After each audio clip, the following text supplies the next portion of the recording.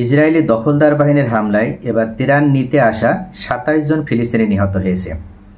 মার্কিনী এক সংস্থায় ত্রাণ বিতরণ করছিল। ঠিক সেই সময়ে ত্রাণ নিতে আসার সময় এলোপাথাড়ি গুলি ছোড়া হয় ইসরায়েলি সেনাদের পক্ষ থেকে।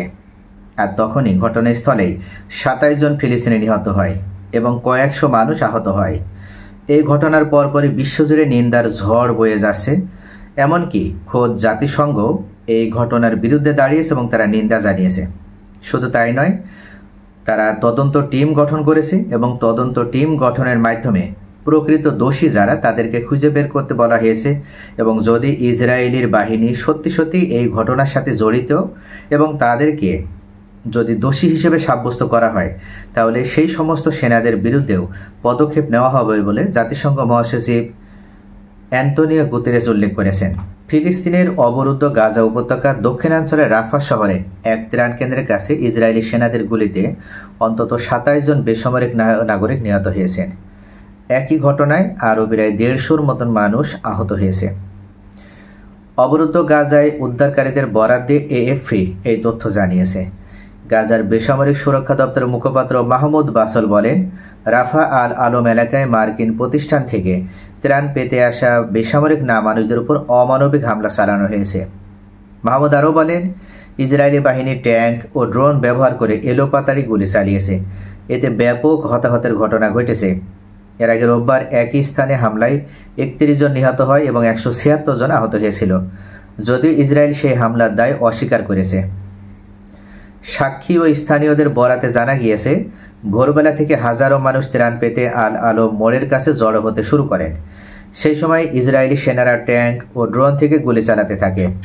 গাজার স্বাস্থ্য মন্ত্রণালয় ত্রাণ কেন্দ্রের কাছে নিহতদের সংখ্যা ২৭ এবং আহতের সংখ্যা ৯০ বলে জানিয়েছে।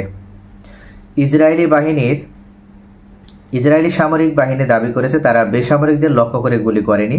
তারা বলছে কিছু সন্দেহভাজন ব্যক্তি তাদের দিকে এগিয়ে আসায় সতর্কতামূলক গুলি চালানো হয়। তবে প্রত্যক্ষদর্শীরা ও স্থানীয়রা বলেন, ইসরায়েলি সেনারা সরাসরি নিরীহ মানুষের উপর গুলি চালিয়েছে। এতে অনেকে প্রাণ হারিয়েছেন। রানিয়া আল আস্তান নামে এক নারী বলেন, আমি আমার স্বামীর সঙ্গে ত্রাণ নিতে গিয়েছিলাম, কিন্তু গুলির শব্দে সবাই ছুটে পালাতে বাধ্য হয়েছিল। জাতিসংঘ মহাসচিব অ্যান্তোনিও গুতেরেস এই ঘটনার ন্যায় বিচার ও নিরপেক্ষ তদন্তের দাবি জানিয়েছেন। তিনি বলেন, গাজাবাসীরা খাবারের জন্য জীবন বিপন্ন করছে, যা একদমই অগ্রহণযোগ্য।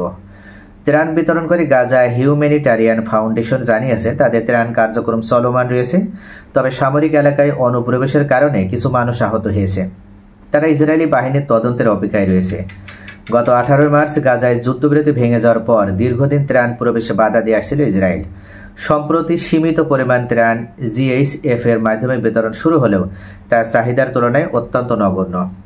এমনিতেই গাজায় দুর্ভিক্ষ চলছে এবং সেখানকার বেসামরিক নাগরিক তারা ক্ষুধার যন্ত্রণায় অতিষ্ঠ হয়ে অর্থাৎ শেষ পর্যন্ত ক্ষুধার যন্ত্রণা সহ্য না করতে পেরে তারা খাবারের অভাবে মারা যাচ্ছে।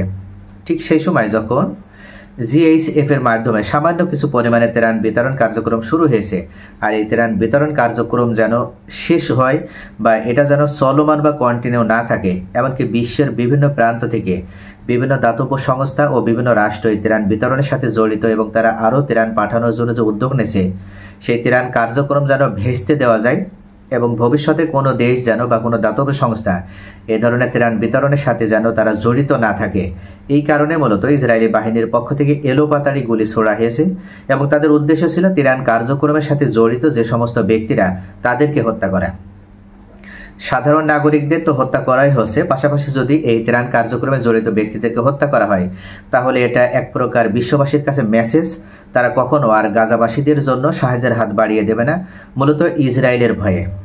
আর এটাই মনে করা হচ্ছে, রাজনৈতিক বিশ্লেষকরা মনে করছে যে বেনিয়ামিন নেতানিয়াহু মূলত এই উদ্দেশ্যেই এভাবে এলোপাতাড়ি গুলি চালিয়েছে বেসামরিক নাগরিক এবং ত্রাণ বিতরণের সাথে জড়িত ব্যক্তিদের উদ্দেশ্যে।